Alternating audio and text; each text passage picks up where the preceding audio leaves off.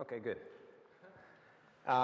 Thanks very much to the organizers for inviting me. It is an honor. When I was asked last semester if I would do this, I actually hesitated because I didn't want anything disturbing my sabbatical time. But I did immediately have a little germ of an idea. And so what you're going to hear is where that germ sort of blossomed to. And it starts with a simple, slightly ugly fact, which is that I kind of enjoy reality television. The Bachelor, as my wife here can attest to, has long been a source of fascination for me. And we don't have cable at home, but if I'm in a hotel room and I have an extra hour to kill, the last time that happened, I was between Teen Mom and whatever happened to be showing on Bravo at the time. Now, yes, these shows are exploitive. And really, that's precisely the point for a serious filmmaker like myself. Observing the contortions that these shows will go through to dress up their crass motivations in the therapeutic language of self-help, or in the idea of an innocent quest for true love, or that someone truly deserving is going to get a job, that's sort of part of the fun. I get to see the insincerity of their intentions, and I get to feel superior. None of you feel this way? I can see the facade and marvel in a sort of queasy, disgusted fascination. But when I head to the cinema to see a feature-length documentary, I expect some sort of firewall from the crass commercial motivations that dominate on the small screen. If I pay an admission fee, I have, in theory at least, entered the realm of the artistic and the serious. I've decided to give 90 minutes of my time to this director, who then in turn has been unshackled from the need to endlessly entice me coming back after the next commercial break with fresh promises of intrigue and humiliation. And so it was, while watching The Queen of Versailles a few months back, that I had the uncomfortable sensation of these worlds colliding. The film had all the trappings of the serious documentary, from approving nods in The New Yorker and The New York Times to its placement in the International Documentary Association's top 5 films of the year. Yet in so many small ways, reality was gnawing at the edges. From the perfunctory wallpapering of the scenes with music, to the breezy shorthand style of the editing, to what I'll be discussing here, the conveniently non-committal relationship between author and subject, that firewall seemed to be coming down. Now, the modern Verité documentary traces its roots back to the pioneers of the form in the 1960s. And whether using this phrase, verité, or rejecting it, trailblazers like the Maysles brothers, Jean Roche, and Robert Drew all had a great deal of hubris as they claimed to have found some sort of holy grail of truth. As their fellow traveler Ricky Leacock put it, and this is a quote, "What we're doing is totally different because this really has to do with reality." And why did they feel this way? Well, for the first time, really, the camera and the sound equipment could be relatively mobile. So there were social situations that these people could get into that really weren't possible before. But also, they created rules for themselves. Narration was now passé, as it told the audience exactly how to feel rather than letting them make up their own minds. Ditto with the use of music. They often even refused to do interviews, feeling that this would reveal too much of the author's bias because it set up an artificial situation that would not have occurred if they had not been there. And if they did do interviews, sometimes the interviews would be shown with the interviewer and the sound equipment right in the shot as a sort of nod to transparency. See, here we are making the film. You and I, you, the audience, us, the filmmakers, we're on the same level here. The idea was the subjects would simply be themselves and the filmmakers would bring that reality to the audience. Now, the issue of exploitation came up immediately. The Maysles brothers' now classic Grey Gardens is a great case in point. This was a portrait of 2 society women, a mother and a daughter, who now lived in squalor in their East Hampton mansion. It showed raccoons roaming the house. It showed the daughter, little Edie, coming on to the filmmakers wearing a bedspread as a skirt. Some critics scowled at the fact that they had shown in merciless close-ups the aging flesh of the fallen Hamptonites. Also quickly questioned was the premise that these films actually revealed a world that pre-existed them. Frederick Wiseman, who went ahead and called his films reality fictions, quickly derided the term verite as, and this is a direct quote, a pompous, overly worked bullshit phrase. But many of the early pioneers of verite really did believe in this fiction that they were building and bringing reality to people.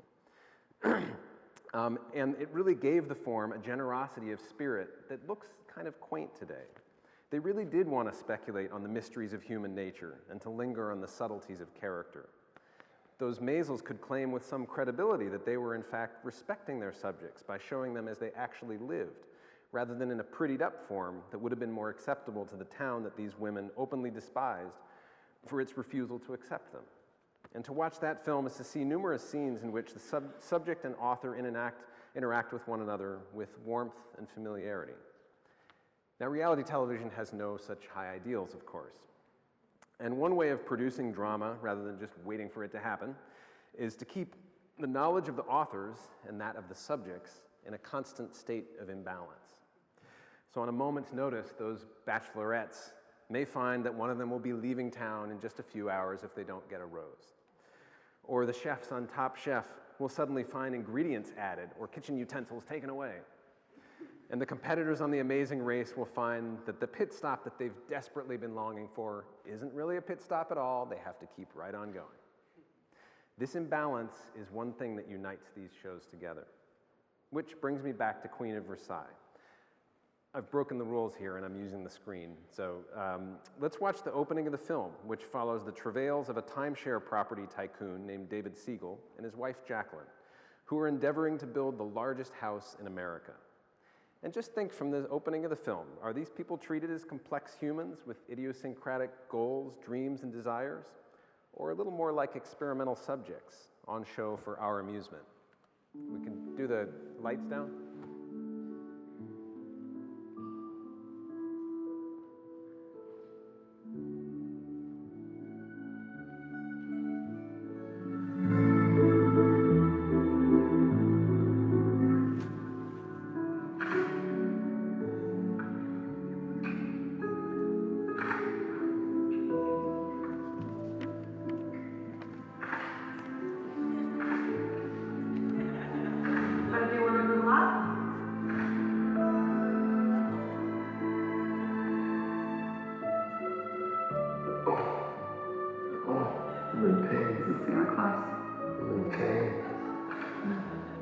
We've been doing this for 4 hours.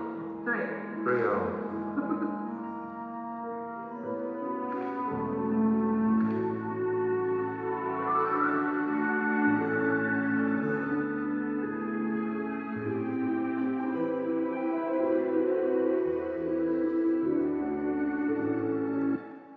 Okay. So as you've noticed, for a scant 10 seconds, we're in true verite mode, where we're showing off the world as a coherent reality that the camera reveals for us. Then comes the click of that camera and the reveal that we're in fact watching a photo shoot. But not just any photo shoot. This is a shoot for no other purpose than for the PR of the film that we're watching. And listen to the music. It's sort of like a fairy tale, isn't it? Why are we hearing this music? As if we're hearing the soundtrack to the fantasy that these people are living in, which of course has been further enabled by the actions of the director of the very film that we are watching. Why? Because we are on unequal ground. The pleasure here is the same pleasure I get from reality shows, though in a much more sophisticated form. And just looking at the beginning, we know this is going to end badly, don't we? And it does. This is a 10-second clip that comes right at the end of the film.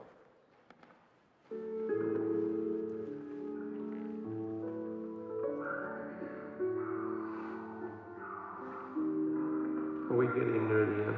Yes. Okay, we can bring the lights back.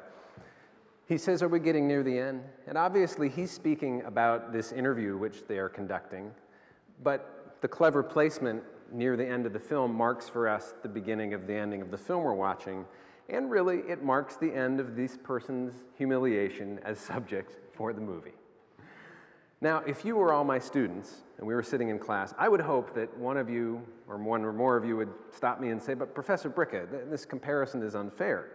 Queen of Versailles never claimed to be a work of cinema verite. And as you said, those early filmmakers could never agree on what it was anyways. Or maybe you'd say, well, wait a sec, you're just talking about one subgenre of reality television here. You've lumped them all together to talk about reality TV. Or you could say, well, look, the photo shoot, that's that transparency thing going on there. It's admitting that it's exploiting the subjects, which is more honest than pretending that it's not. Or you might even say, what about that film of yours that you showed us a rough cut on? And what about that scene with the feather? I was kind of feeling that pleasure that you're talking about in that scene. Now, on each of these points, you'd have a very viable argument. But I hope that my main point still holds, which is that on some fundamental level, serious documentary is not immune these days from the influence of reality TV. And in this case, holds many of the same assumptions. Among them, the idea that you must titillate your audience in order to keep them in their seats, that you must judge your subjects in order to understand them, and that you must exploit in order to reveal. Thank you.